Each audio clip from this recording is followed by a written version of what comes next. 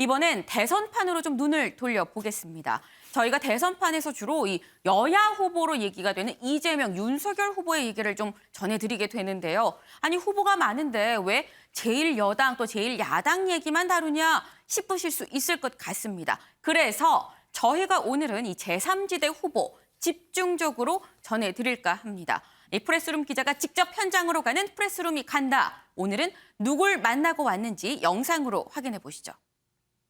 저는 이제 이번 18대 대통령 선거에 출마하겠습니다. 기필코 대선 승리로 보답하겠습니다. 이걸 되살리고 싶습니다. 단일화 과정에서 좀 중도 하차하시는 경우가 있어서 매번 아닙니다. 제가 정권 교체할 겁니다. 국민의힘이 양보를 하면 정권 교체가 가능하겠죠. 나쁜 놈, 이상한 놈, 추한 놈만 법정이 해산입니다. 두 가지 선택을 강요받고 있다고 생각해요. 음주운전자와 초보운전자 중에 한 사람을 뽑아라. 거대 양당의 이 기득권들을 무너뜨려야 된다. 제가 정권 교체를 하러 나왔습니다. 과학기술 대통령이 정말 우리나라를 살릴 수 있는 이제는 기회가 왔다고 생각합니다. 네, 바로 안철수 후보를 만나봤습니다. 바로 여기에 나와 있는 이 망원경을 들고 있는 이 사람인데 그런데 이 안철수 후보 옆에 이 낯익은 얼굴이 하나 있습니다. 여기 보이시나요? 네, 김현 기자. 언제적입니까? 네, 이게 잘 안 보이실 수도 있는데요. 네. 이 뒤에 보이는 젊은 군인이 바로 10년 전의 제 모습입니다. 좋네요. 네, 안철수 후보가 2012년에 네. 군부대를 방문했을 때 이제 멀리서 제가 안철수 후보 이렇게 쳐다보는 모습인데요. 당시에는 이제 군인이어서 네. 안철수 후보 온다고 하니까 네. 청소한다고 굉장히 힘이 들었었는데 네. 이번에는 이제 뭐 기자가 되어서 제가 인터뷰를 하는 입장이니까 개인적으로 네. 굉장히 좀 감회가 새로웠었습니다. 아니 근데 평소에 김현 기자 말투가 좀 예사롭지 않았습니다. 제가 항상 김현 기자한테 이 얘기를 하는 게 아니 군대 제대한 게 언제인데 아직도 군기가 이렇게 들어있냐고 좀 얘기를 하곤 했었었는데 해병대죠. 이 해병대 몇 기입니까? 저는 또 장교로 다녀와서요. 아. 약간 좀 다르긴 한 상황. 그렇군요. 네. 근데 안 대표가 이때 2012년이요? 이때 기억하던가요, 만난 거? 네, 저도 안 대표 만나서 안 후보 만나서 이번에 이제 이 사진 보여줬습니다. 보여주니까 네. 안철수 후보 당연히 뭐 저는 기억을 못하고요. 네. 대신에 이제 이때는 정치 초년기였기 때문에 이 방문 자체는 기억을 하고 있더라고요. 그래서 안철수 후보도 이 사진 보면서 아 나도 참 젊었었다 이러면서 우리 많이 늙었다 이렇게 이야기하면서 둘이 좀 네. 감회에 적기도 했었습니다. 그렇군요. 하긴 뭐 김현 기자가 또 뭐 후광이 비치는 뭐 이런 스타일은 아니다 보니까 기억이 안 나는 게 뭐 당연해 보이기도 하긴 한데 근데 이번에 만난 게 그럼 9년 만에 만난 거 아니에요? 2012년에 만나고 만났으니까 이 새롭게 보니까 어때요? 네, 안철수 후보 뭐 눈썹 문신 효과인지는 모르겠는데요. 굉장히 예전에 10년 전보다 더 젊어 보이는 그런 모습이었습니다. 저희가 사실 안철수 후보 좀 최근에 제가 기억에 남는 장면은 안철수 후보가 이제 코로나 때 이제 대구에 직접 가서 네. 방금 보시는 이제 화면인데요. 네, 늙어 보이는데. 그렇습니다. 이때 저도 힘들었구나. 사회부에서 이제 대구에 코로나 취재를 갔었던 상황이기 때문에 네. 기억이 나는데 이제 온몸이 땀에 젖은 이제 흠뻑 젖은 상태로 맞아요. 직접 봉사를 하면서 당시에 굉장히 큰 호응을 얻었었잖아요. 네. 안철수 후보 지금도 이제 방역 전문가답게 조금 현 방역 체계에 대해서 좀 쓴소리를 자신감 있게 하는 모습이었거든요. 어떤 이야기 했는지 함께 들어보시겠습니다. 아이고 고생하셨어요. 이거는 저기다 버리는 거고.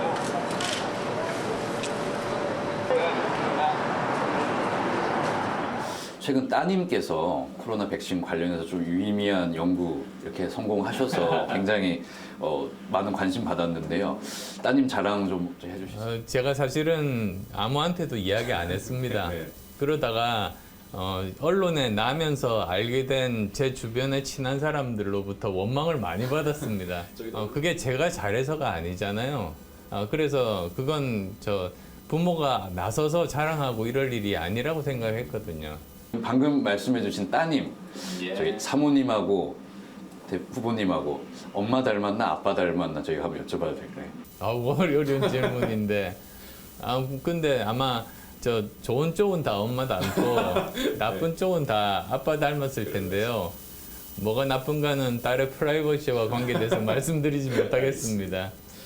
그러면은 따님께서 만약에 노벨상을 타시는 거 그리고 따님의 노벨상 대 후보님의 대통령 당선 둘 중에 하나 골라주시면 어떤 거? 어려운 질문만 골라서 하시는데 저는 대통령이 돼서 저희 딸뿐만 아니라 많은 사람들이 노벨상을 받을 수 있게 그렇게 나라를 만들려고 해요.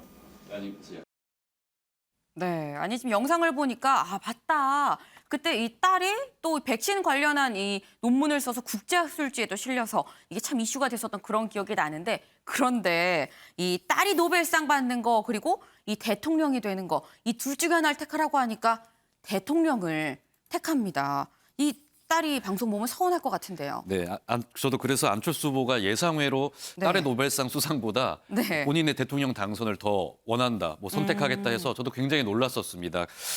제가 따님 섭섭하겠어요 이렇게 이야기를 하니까 네. 안철수 후보 웃어 넘기는 그런 모습 보였는데요. 네. 평소 안철수 후보가 약간 권력 의지가 약하다 이런 이미지가 있으니까 조금 그런 면을 좀 쇄신해 보려고 좀 강한 답변을 하지 않았나 이렇게 생각이 들고요. 네. 저희가 조금 더 고민이 될 것 같은 질문들도 몇 개 더 던져봤거든요. 어떤 질문들이었는지 함께 들어보시겠습니다. 초창 유년기로 돌아다니신다면 직업을 만약에 선택하시면은 의사, 백신 개발자, 교수 이 중에 좀 어떤 거 괜찮으세요? 저는 백신 개발자 들고 싶습니다. 왜 그러냐면 사실은 의사라든지 교수는 좀 안정적인 직업이고요. 이 백신 개발자라는 것은 성공 확률이 상대적으로 낮은데 그럼에도 불구하고 이 문제를 해결하면 굉장히 많은 사람들이 혜택을 받을 수 있는 부분이거든요. 그래서 가장 보람이 큰 부분 중에 하나였었죠. 네, 그 백신 개발자와 지금 걷고 계신 정치인 둘 중에 고르라면 어떤 거 괜찮으시겠어요? 저는 정치인입니다. 왜 그러냐면 백신 개발을 하면 백신에 감염된 분들만 도와줄 수 있는데 정치인은 우리나라 사람 전체를 다 도와줄 수 있는 그런 일 아니겠습니까? 그래서 저는 이것이 공익을 위한 봉사라는 생각으로 뛰어든 직업이니까 계속 열심히 이제 그 일을 하려는 겁니다. 아니, 지금 보니까 대통령 고르고 정치인 고르고 이게 안철수 후보가 대선에 안 나오면 이상한 그런 상황이었었네요. 그런데 사실 안철수 후보가 이 대선에 출마하고 난 다음 기억을 좀 해보면 가장 좀 기억에 남는 게 우리 MBN 단독 인터뷰였었어요. 그때 이 다른 대선 후보들을 좀 평가해달라라고 얘기하니까 그때 술에 비유했었잖아요. 네, 그렇습니다. 저도 굉장히 기억에 남는 그 재밌는 인터뷰였는데요. 네. 일단 어떤 인터뷰였는지 내용 먼저 함께 보시겠습니다. 윤석열 후보 같은 경우는 재료는 좋지만 아직 덜 익은 술, 그리고 홍준표 후보께서는 익은 술이지만 뭔가 마시기가 염려가 되는 술, 그리고 이재명 후보는 익었지만 상한 술, 그리고 저 같은 경우는 잘 익었지만 아직은 향기가 조금 부족한, 그래서 국민의 여론이 저는 향기라고 생각합니다. 네, 그런데 좀 재밌었던 게요. 네. 북한도 이렇게 우리 대선 후보들을 술로 표현해서 굉장히 좀 눈길을 끌었습니다. 지금 네. 보시는 이 화면인데 북한 선전 매체 메아리에서 네. 이재명 더불어민주당 후보를 썩은 술로 표현을 했고요. 네. 윤석열 후보는 덜 익은 술, 네. 안철수 후보는 막 섞은 술로 표현을 했었습니다. 그래서 저희가 안철수 후보에게 네. 북한은 이런 평가를 내렸는데 북한의 평가에 대해서 좀 어떻게 생각하냐 물었거든요. 네. 안철수 후보 답 한번 들어보겠습니다. 최근에 후보님에 대해서 들어보셨을 텐데 섞은 술이라고 표현을 했어요. 약간 재밌는 표현이기도 한데 이 표현 좀 어떻게 생각하세요? 저도 누가 말해서 알았습니다. 그래서 이렇게 기사를 보니까 이재명 후보는 썩은 술이고 이미 상한 술이고, 그리고 윤석열 후보는 아직도 덜 익은 술이고 저는 섞은 술이라고 그렇게 돼 있더라고요. 그러면 술을 섞는다는 게 뭘까 생각해 보니까 맥주하고 소주하고 섞은 폭탄주 말하는 거 아닌가. 그건 전 국민들의 사랑을 받는 술 아닙니까? 그래서 저는 좋은 뜻으로 받아들였습니다. 평소에도 소맥을 좀 즐기시는 편이신가요? 저는 남들만큼은 많이는 못 먹지만 그래도 분위기 깨지 않을 정도로 따라는 갑니다. 안철수 후보 이 막 섞은 술이라고 하니까 이걸 또 전 국민이 좋아하는 폭탄주다라고 굉장히 좀 긍정적으로 이렇게 해석을 좀 하고 있는데 이 뭐 북한이 낸 메시지랑은 의도랑은 좀 다른 약간 뭐 꿈보다 해몽 같기도 하긴 합니다. 어쨌거나 안철수 후보의 말이 굉장히 좀 청산유수입니다. 네, 안철수 후보 많이 달라졌다 이런 이야기 저희도 많이 네. 하고 있는데요. 과거 발언들 비교해 보면 이제는 정말 프로 정치인이 된 것 같은 모습 보여주고 있습니다. 그래서 제가 뭐 스피치 학원이라도 다니셨냐, 네. 뭐 비결이 뭔지 좀 물어봤거든요. 안철수 후보 어떤 답 내놨는지 함께 들어보시겠습니다. 갑철수입니까? 안철수입니까? 다시 한 번요. 갑철수입니까? 안철수입니까? 제가 MB의 아바타입니까? 어떻게 생각하십니까? 지금 문 후보님 생각을 묻습니다. 제가 MB 아바타입니까? 지금 그러면 MB 아바타가 아니라고 확인해 주시는 거죠? 그때에 비해서 지금 굉장히 많이 바뀌셨다. 긍정적 의미로 많이 바뀌셨다는 이야기 많이 듣잖아요. 비결이 혹시 어떤 거 있으세요? 뭐 스피치 학원을 다니셨다든지. 뭐 지금 많은 분들이 드루킹이 이미지 조작을 해서 오해하는 게 제가 말을 못하는 사람처럼 이렇게 만들어놨어요. 근데 사실 생각해 보시면 저는 대학 교수 출신이고 청춘 콘서트를 하면서 3,000명 학생들 앞에서 이야기를 했던 사람이 어떻게 말을 못하는 사람이겠습니까? 무릎팍도사 그 유명했던 프로 보시면 제가 얼마나 말 잘하는 사람인지 그거 보면 다 알 수 있거든요. 근데 아마 이랬을 겁니다. 정치에 이제 처음 입문을 했을 때 그때는 아무래도 제가 아는 분야들이 많긴 하지만 법률적인 용어는 좀 생소했던 편이었죠. 원래 저 말 굉장히 잘하고 재미있는 사람입니다. 네, 뭐 안철수 후보 나는 원래 말 굉장히 잘하는 사람이다. 나 재밌는 사람이다라고 이렇게 얘기를 하는데 사실 이 안 후보가 받는 뭐 일종의 선입견이랄까요? 이런 것 중에 하나가 이 저 말 부분 외에도 친한 사람이 없는 거 아니냐 뭐 이런 얘기도 합니다. 이 부분 혹시 물어봤을까요? 네, 불편한 질문이긴 한데요. 그냥 네. 저희 돌직구로 그냥 바로 오. 물어봤습니다. 답변 바로 들어보시겠습니다. 여의도 정치 뭐 후보님 처음부터 정치 시작하실 때부터 타파를 이렇게 위해서 이제 계속 행동하셨는데 그 과정에서 좀 갈등도 많으셨어요. 그런데 그럼 좀 틀어서 저희가 여쭤보면 그럼 여의도 정치계에서 좀 친하신 분은 누가 계실까요? 당직자 빼고 좀 절친하다고 부르실 만한 분이 혹시 계실지. 사실 저 굉장히 많습니다. 그것도 아마 잘 모르실 텐데요. 제가 19대, 20대 재선 의원 출신 아닙니까? 근데 그동안에 여야 모두 다 설득해서 통과시킨 법률이 굉장히 많습니다. 뭐 대표적인 예가 김영란법이죠. 뭐 여야 다 논의가 중단이 돼 버려서 이제는 통과할 가능성이 없다고 다들 포기했을 시점입니다. 근데 저는 그동안에 여야를 가리지 않고 많은 분들을 만나왔었거든요. 결국은 2월 국회 본회의에 통과시킨 그런 일도 있습니다. 뭐 여의도에서 혼자 외톨이로 친한 사람 없으면 불가능한 일들 아니겠어요? 여기는 불을 안 떼도 연기가 나는 곳이구나. 네, 뭐 친한 사람 되게 많다라고 이렇게 하긴 했는데 실명을 언급을 안 하네요. 네, 꼭 찝어주지는 않았는데요. 네. 친한 사람 많다 이렇게 굉장히 자랑하는 모습이었고요. 네. 여의도에서는 아니 땐 굴뚝에도 연기가 난다. 뭐 재밌는 표현으로 억울하다는 입장 보여줬습니다. 그렇군요. 좀 현실 이슈로 좀 넘어갈 필요가 있어 보입니다. 이 지금 대선판이 좀 짜이면서 나온 얘기가 뭐 이재명 후보, 윤석열 후보 이 두 사람 다 이 검찰 이 수사에서 좀 자유로울 수 없다라는 얘기가 이 초반부터 나왔었잖아요. 근데 대장동 사건 고발 사주 의혹 여기에 대해서 가장 먼저 이 쌍특검 일명 쌍특검 얘기를 한 사람이 안철수 후보잖아요. 이 그 모습 저희가 영상으로 준비했는데 같이 좀 보고 오실까요? 양당 후보들의 의혹에 대한 쌍특검으로 진실을 밝힐 필요가 있습니다. 미진한 점이 있거나 또는 의문이 남는다면 저는 그게 특검 형식이든 어떤 형태로든 이 특검을 안 받고 선거를 할 수 있겠습니까? 뭐 쌍으로 가겠다면 가져가라 이 말이죠. 네, 지금 뭐 영상으로 확인을 하셨습니다만 지금 보면 이재명 후보도 뭐 특검 하자라고 얘기를 하고 윤석열 후보도 쌍특검 하자라고 얘기를 하는데 이게 진전이 안 되고 있는 그런 상황입니다. 그러다 보니까 안철수 후보가 할 얘기가 이 부분에 대해서 좀 많을 것 같아요. 네, 맞습니다. 안 후보가 쌍특검 원조죠, 사실. 네. 이재명, 윤석열 후보 모두 이제 특검 받아야 된다.